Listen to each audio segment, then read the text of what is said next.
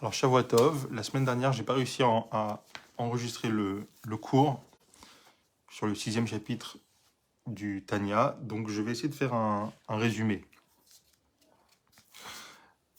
C'est donc le 6e chapitre du Tanya, et on avait appris deux choses qui étaient les deux sujets principaux qu'on a étudiés dans le début du 6e chapitre.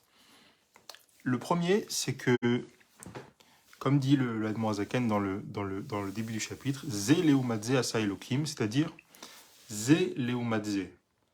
Il y a un parallèle parfait entre la structure de l'âme divine, celle qui est altruiste et qui recherche la vérité, et l'âme animale, qui est égocentrique et qui recherche sa survie et son confort.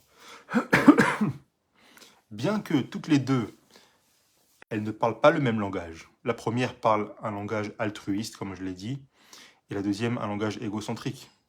La première, l'âme divine, ou plutôt la seconde, c'est comme ça qu'on l'appelle, l'âme divine, elle demande qu'est-ce qui est vrai, où est la vérité absolue, peu importe ce que ça me rapporte et combien ça me coûte. Tandis que l'âme animale, elle, pose toujours la question qu'est-ce que j'y gagne, combien ça me coûte, à quelle heure on mange, est-ce que je suis à l'aise, est-ce que je suis aimé à ma juste valeur, est-ce que je sens que j'existe, etc. Ce sont elle est axée sur elle-même, sur son existence. Tandis que l'âme divine, elle est axée sur la vérité, sur l'aspiration à Dieu, à l'absolu. D'accord? Bien que ces deux âmes ont l'air irréconciliables, eh bien, en réalité, elles ont exactement la même structure.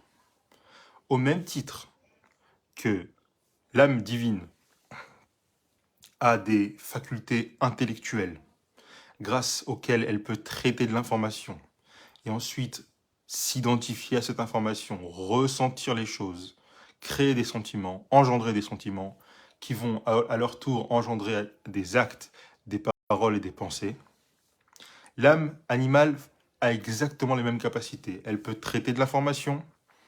Avec cette information, elle peut engendrer des sentiments. Ces sentiments vont à leur tour engendrer des pensées, des paroles et des actes. Ça marche exactement pareil. La seule différence, c'est que les deux tournent autour de quelque chose de, pardon, de quelque chose de tout à fait différent. Mais le mode de fonctionnement, c'est le même. Elles ont leurs particularités. On dit que, on verra beaucoup plus tard, que le QG de l'âme divine, c'est dans le cerveau parce qu'elle a un caractère qui est plus organisé, cérébral et intellectuel, tandis que le QG de l'âme animale est dans le cœur car elle est plus fougueuse, plus animale, comme son nom l'indique. Elle est plus animale, elle est plus... euh, euh, euh, euh, comment dirais-je euh,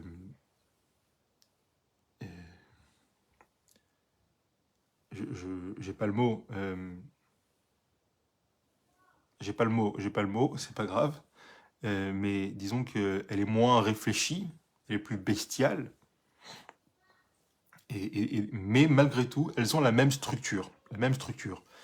Trois, trois euh, facultés intellectuelles, suivies de 7 facultés émotionnelles, qui ensuite engendrent pensée, parole et acte. Ça, c'est la première chose. De savoir qu'elles ont exactement la même structure. Ça nous aidera beaucoup plus tard aussi pour savoir que tout ce qui existe dans le côté de la Gdusha, de la sainteté, de l'annulation à Dieu, existe aussi dans le côté obscur, ce qu'on appelle le dark side, le côté obscur, Sitra Achara, l'autre côté. Ok. La deuxième chose, le deuxième sujet qu'on avait traité, je l'avais introduit par une histoire. C'est une histoire à propos de Bob Dylan. Bob Dylan, le chanteur, le grand rocker juif, Bob Dylan, qui est encore en vie d'ailleurs. L'histoire de Bob Dylan, c'est que lui, c'est un rocker qui vient du Minnesota. Et à l'époque, dans sa jeunesse, il avait fait la rencontre de Manis Friedman, le rabbin Manis Friedman, qui, soit dit en passant, est le grand frère de Avraham Fried. Et Et Manis Friedman l'a beaucoup rapproché de son judaïsme. Il a fait comme un retour aux sources. Un jour, Manis Friedman a amené Bob Dylan chez le rabbi. Et donc, Bob Dylan s'est retrouvé dans ce qu'on appelle une Idva Adout, un Farbrengen du rabbi. Vous savez, c'est ces moments où le rabbi est assis sur son bureau et il regarde et en face de lui, il y a des milliers de personnes qui l'écoutent parler. De temps en temps, entre deux discours, le rabbi va en profiter pour dire l'Echaim à certaines personnes dans la foule. Et ce qui se passait, c'est que les gens prenaient un petit verre comme ça, avec un petit peu de vin, et ils levaient leur coupe et ils attendaient que le rabbi les regarde, et le rabbi les regardait dans les yeux, et il leur disait l'Echaim. Et donc Bob Dylan est dans la foule, il était habillé comme un clochard, comme à son habitude, il s'est toujours habillé comme ça, et il lève son verre, et il attend que le rabbi le regarde. Et le rabbi ne le regarde pas. Il passe à droite, il passe à sa gauche, c'est-à-dire les yeux du rabbi balayent la foule, il regarde tout le monde sauf lui. Euh, Ça a duré comme ça de longues minutes. Maintenant, tout le monde regarde Bob Dylan parce que déjà tout le monde sait c'est qui. En plus, Bob Dylan, il est habillé très différemment des autres. Et tout le monde est un peu mal à l'aise que le rabbi ne le regarde pas. D'ailleurs, une petite anecdote, c'est que un jour, Bob Dylan au Minnesota, il est venu à la synagogue pour Rosh Hashanah. Et on l'a fait monter à la Torah. Et comme à son habitude, il était habillé comme un clochard. Et dans l'étage des femmes, ce qui s'appelle Azarat Nashim, il y avait une vieille femme qui regardait qui monte à la Torah. Et elle voit un monsieur habillé en clochard qui monte à la Torah. Et elle dit à la jeune fille qui est à côté d'elle, sans savoir que cette jeune fille, c'était la fille de Bob Dylan. Et elle dit à cette jeune fille, elle dit, vous voyez, c'est ça qui est beau chez Chabad. Ils font monter n'importe qui à la Torah. C'était pas n'importe qui, c'était Bob Dylan, mais c'est juste qu'il était habillé comme un clochard. Et donc je reviens à l'histoire dans le Farbrengen. C'est que Bob Dylan, il attend avec son verre comme ça, et le rabbi l'ignore complètement. Après la Hitva Adout, Bob Dylan sort du 770, et il explose en sanglots, c'est quelqu'un de très sensible. Et Manis Friedman lui dit, qu'est-ce qui se passe, pourquoi tu pleures? Il dit, ça fait 3 fois que je viens chez le rabbi, et le rabbi ne m'a jamais regardé. Et Manis Friedman, il réfléchit comme ça, et il dit, tu sais, j'ai peut-être une idée. Je vais te raconter une histoire pour te faire comprendre. Un jour, le tzaddik Rabbi Nahum de Tchernobyl a demandé à son majordome de lui amener un verre de lait. Le majordome lui amène un verre de lait et Rabbi Nahum ne regarde pas le verre de lait. Il ne le touche pas, il ne le regarde pas. 10 minutes plus tard, Rabbi Nahum de Tchernobyl redemande un verre de lait. Le majordome ne comprend pas, mais il n'ose pas refuser, donc il retourne à la cuisine. Et là, le cuisinier lui dit, ne touche surtout pas ce lait, c'est le lait du goy, il n'est pas cachère. Et là, il s'attrape la tête, il dit, mon Dieu, j'ai donné du lait pas cachère au rabbi. Il court et il se rend compte que le rabbi n'avait pas regardé ce lait, n'avait pas touché ce lait. Pourquoi? Parce que chez ce tzaddik, la sensibilité était telle qu'un lait qui n'est pas cachère ne fait pas partie de son monde. Il ne le voit même pas. Il a même pas à lutter pour ne pas le boire. Il fait même pas partie de son champ de vision. C'est écrit dans la halakha que un chalav nochi, un lait pas cachère, c'est un lait chez En Israël Roéou, que c'est un lait qui n'est pas surveillé par un juif. Mais si on peut le traduire aussi littéralement, que c'est un lait qu'un juif ne voit pas. Et chez Rabbi Nahum, c'est pris au pied de la lettre. Il ne le voyait pas. Pourquoi il ne le voyait pas? Parce que le lait était impur. Il ne faisait pas partie de son monde de pureté. Et Manis Friedman raconte ça à Bob Dylan. Et Bob Dylan, il dit d'accord, mais quel rapport avec moi? Je suis pas un ver de lait, je suis pas impur, je suis juif. Pourquoi est-ce que le rabbi ne me voit pas? Et là, Manis Friedman, il lui dit, tu sais, tu m'as raconté quand on s'est rencontrés il y a quelques années, tu m'as raconté que dans ta jeunesse, euh, tu avais eu une expérience où tu t'es converti au christianisme à Mishmor. Et ça, c'est quelque chose de très grave.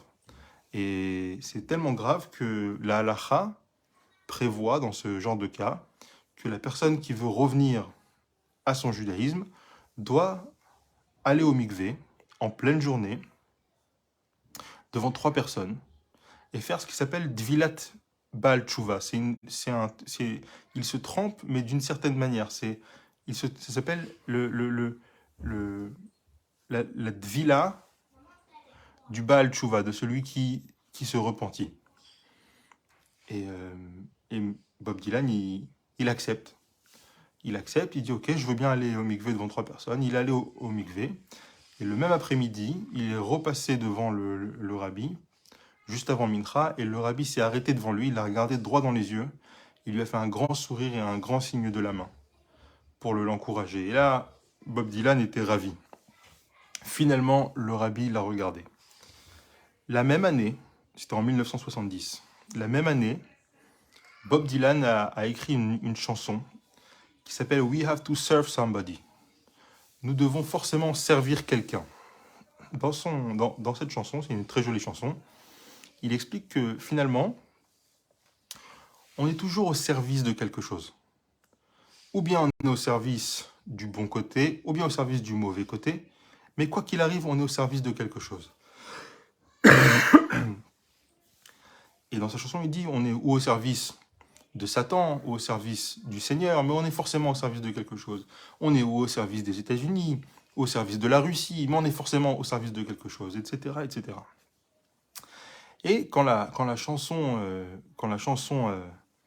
est sortie, le meilleur ennemi, comme on dit, c'était un ami, mais c'était un concurrent, John Lennon, le leader des Beatles, il n'a pas du tout aimé cette chanson. Il a dit, ça veut dire quoi? Faut forcément servir quelqu'un. Non, c'est pas vrai. Et pourquoi ne pas se servir soi-même, il dit. Et il a sorti une chanson, John Lennon, juste pour se moquer de la chanson de Bob Dylan. Et sa chanson, elle s'appelle Serve Yourself, sers-toi toi-même. Pourquoi me dire que je suis obligé forcément de servir quelqu'un? Servir ça ou servir ça? Pourquoi ne pas me servir moi-même?